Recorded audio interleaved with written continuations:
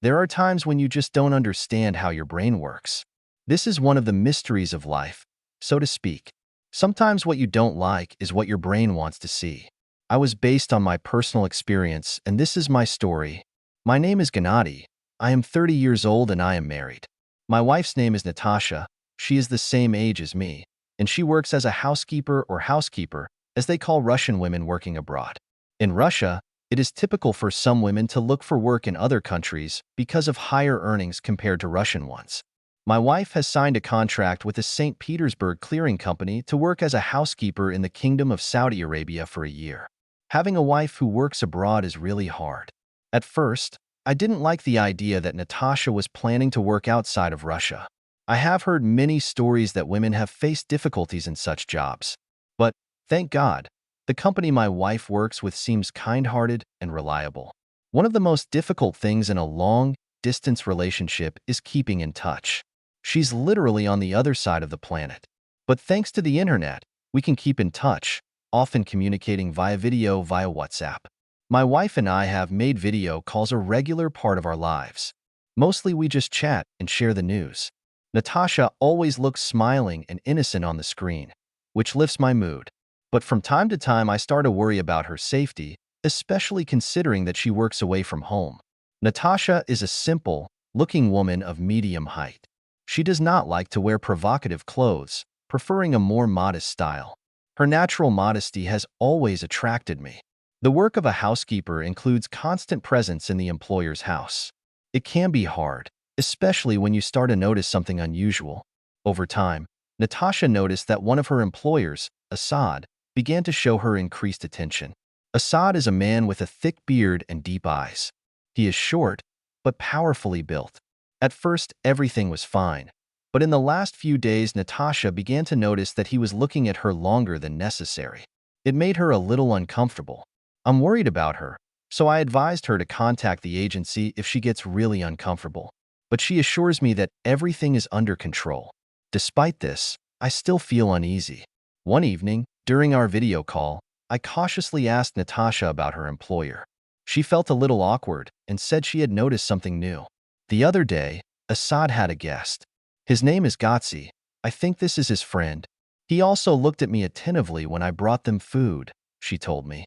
Natasha felt that they could talk about her, although she did not understand their conversation in Arabic. Okay, Natasha, so what happened next? I'm interested to hear the sequel. It was late at night when it was over. Assad's friend left in his Mercedes, and I started cleaning the table. Assad invited me to have tea with him. I refused at first, but he insisted, and I agreed. After that, I went to my room and closed the door. I took a shower before going to bed, but noticed something strange and immediately felt uncomfortable. What is it exactly? I asked her. Natasha looked confused and hesitated. I can't explain it. After I went to bed, I felt a little strange. It was hard for me to fall asleep. Really? How did you feel? I don't know, Gina. It was a strange feeling, and I couldn't forget it. Really? I asked, watching Natasha smile a little, although she was clearly uncomfortable. It was just a strange feeling, Gina, Natasha continued. The next day I went out into the yard to drink water. I didn't notice that my clothes were too light for that time of day, and when I came out, Assad saw me. Our eyes met, and I felt awkward. Please don't be mad at me, Gina, Natasha said, a little depressed. I tried to calm her down. Natasha, I understand you. It's all right, I said. Natasha took a deep breath before continuing. It was a difficult moment, Gina. I was uncomfortable. I tried to go to my room, but the feeling that I was being watched did not leave me. It was difficult for me to deal with it. Natasha, are you okay? I asked her, trying to be as supportive as possible. Yes, Gina. It's all right, she replied with a barely perceptible smile. I called her again to see how she was feeling.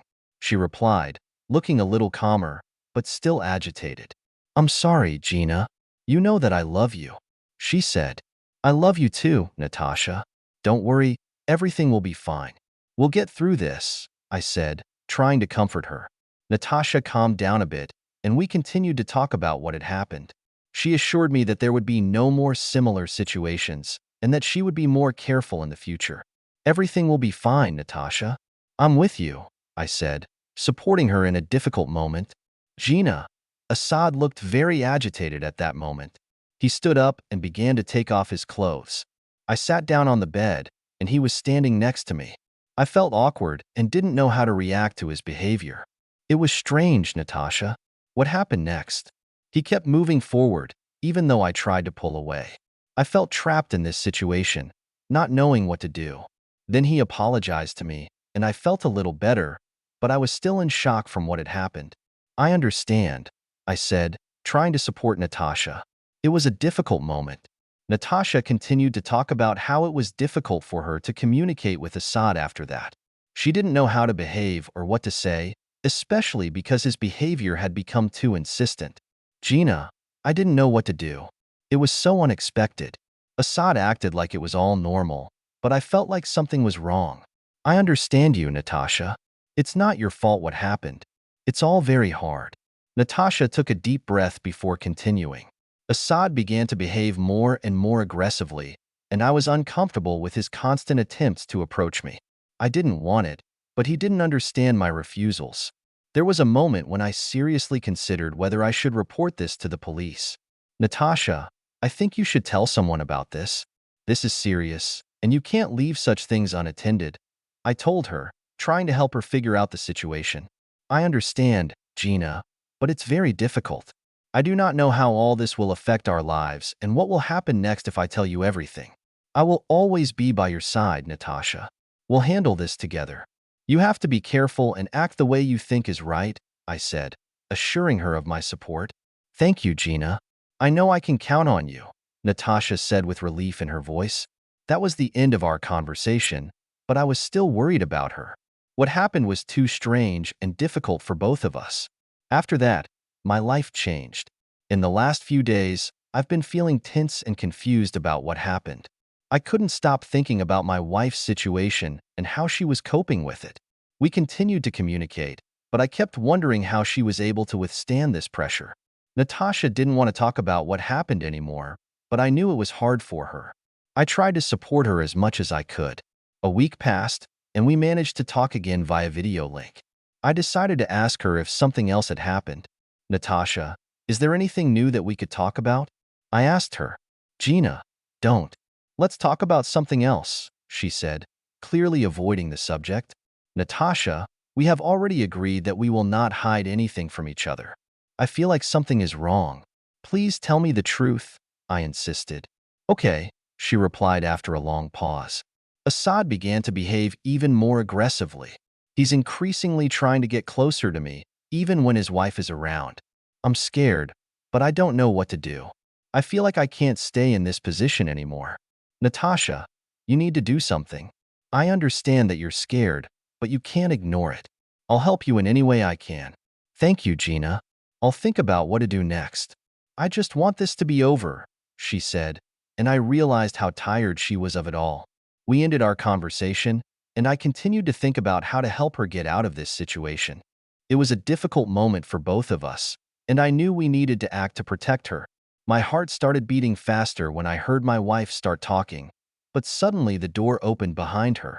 Assad's wife spoke to her, and my wife hurriedly went out into the yard, forgetting to end our video call. I stayed on the line, waiting for her to return. I decided to keep myself busy watching the news on my phone to pass the time.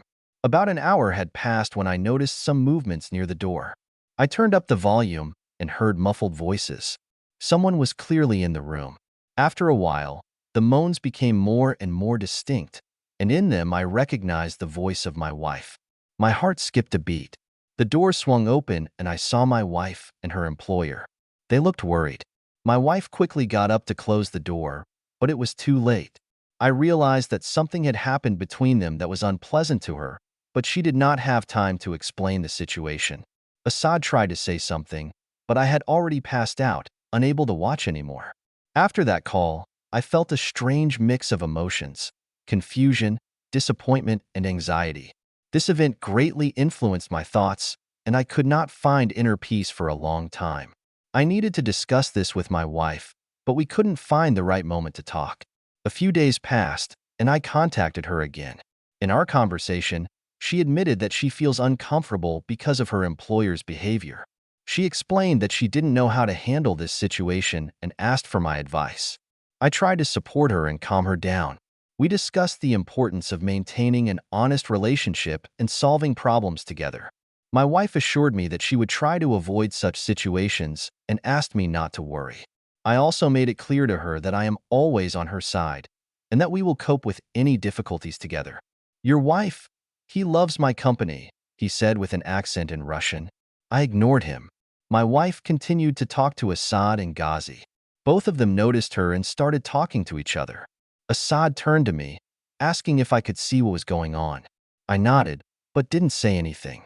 I'm sorry, Gina, but I think I'm starting to get used to this situation. I didn't want to bother you, but Assad actually invites me to his place a lot, and we had a few meetings. Now, at his request, we came to the house of his friend, Gotsi. All this happens with your consent, right? Said Natasha. I didn't know how to react to that. I see that some kind of strange intimacy is developing between them. Assad and Ghazi continued to communicate with Natasha, and it looked as if they had known each other for a long time. Gina, say something, Natasha pleaded. I couldn't say a word again. Ghazi continued to sit next to her, and Natasha looked confused. Assad was saying something in his own language, but I didn't understand him. They seemed to enjoy their time together. Assad made some harsh remarks, but I didn't pay attention to them. It was all happening so fast, and I didn't have time to process the situation. I was overcome by mixed feelings, bewilderment, anxiety, and confusion. I watched the events unfold in front of me and didn't know what to think. At one point, Natasha said she needed time to recover. After that, they continued to chat, and soon all three of them looked relaxed. Natasha asked me to stay in touch with her and support her, which I did. A few days have passed. Natasha said that Assad and his wife had recently had a big fight. I asked what happened, but Natasha wasn't sure about the details. Perhaps Assad's wife suspected something, but Natasha decided not to delve into other people's affairs. Natasha informed Assad that she wanted to return home and stop working. Assad did not want to let her go at first, but realized that this was the best solution. They agreed that Natasha would be able to return as soon as her replacement was found. Assad promised not to bother her anymore. A few weeks passed, and everything began to return to normal. Suddenly, I get a message from Assad. He wants to talk to me and explain what happened. Assad told me that his relationship with Natasha was closer than I could have imagined. This puzzled me, but I decided not to go into details. He installed the phone somewhere in his room. The door was open and the living room was visible from the windows. Assad was sitting on the couch, and my wife was leaning next to him.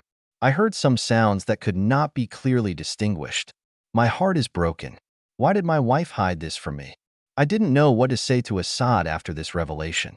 He also sent me some photos. They showed my wife's face in an unsightly way. What's happening? I asked Assad. Don't you understand? We are close now, Assad replied. What does it mean? I tried to contact Natasha, but she didn't answer the phone. I sent her a message telling her what I know. I was waiting for her answer, but I never got it. 2 days have passed, and she hasn't answered me. She saw my message, but didn't bother to reply. I have so many questions. Has she changed? It's hard for me to accept this. Assad sent the message again a week later. He said he would meet my wife again and hinted that I needed to accept it. How did it come to this? My thoughts have been in a mess all day. Then he called me. I answered the call, but I couldn't see anything because the camera was set up incorrectly. Suddenly, the image became clearer, and I realized that they were in Assad's room. My wife was sitting on the bed, and Assad was next to her. They looked too close to each other. Why did she lie to me? Why did she hide it? The pain I felt was unbearable. After that, Assad turned to me through the camera and said, "Do you see? She belongs to me now," and ended the conversation. I didn't know what to do next. Should I report what is happening? But what if the consequences are even worse? I begged my wife to talk to me, to find out the truth. Natasha never bothered to answer. A few days later, she finally texted me. Jean, she said. I immediately asked her what was going on and why she was hiding it from me. I'm sorry if I deceived you, Natasha replied. But what Assad says is not true. We are not in a relationship. I didn't tell you so you wouldn't worry. I just want to go home. but I can't leave without finishing the contract. Assad offered me extra money for the job, and I agreed. But you remain my true love, Gina. After that, we had a long conversation, during which a lot of things became clear. I couldn't blame her. The whole situation was out of control. I realized that I had contributed to her predicament. Now I was just waiting for her contract to end so she could come home. A few months later, my wife returned to Russia. God knows how much I missed her. When we met, she looked different, as if she had changed. I hugged her for a long time, feeling incredibly relieved. We spent a lot of time together discussing everything that had happened during her absence. After some time, Natasha went to work abroad again, but now to Austria. What happened in Saudi Arabia changed both of us. We have become closer and are now ready for new challenges.